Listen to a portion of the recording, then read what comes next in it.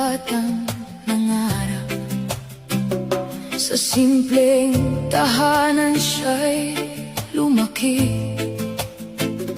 Walang yaman na may pagmamalaki, ngunit pag-asa'y sagana sa kanyang tabi.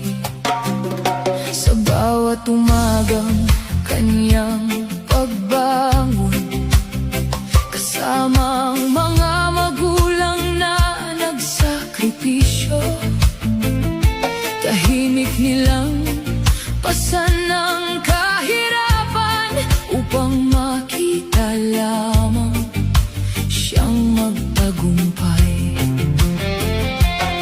Kahit kapos ang buhay noon, hindi nila pinabayaan ang pangarap.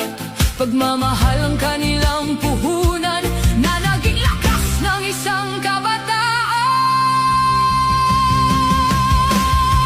Rene, bituin ng Mindanao, mula sa hirap hanggang tagumpay, pangarap mo'y aming gabay. Mula Calacogon hanggang kalangitan, naririnig pa rin ang iyong pangalan. Hindi ka nawala, hindi ka naglaho, ikaw ay buhay sa puso ng Mindanao.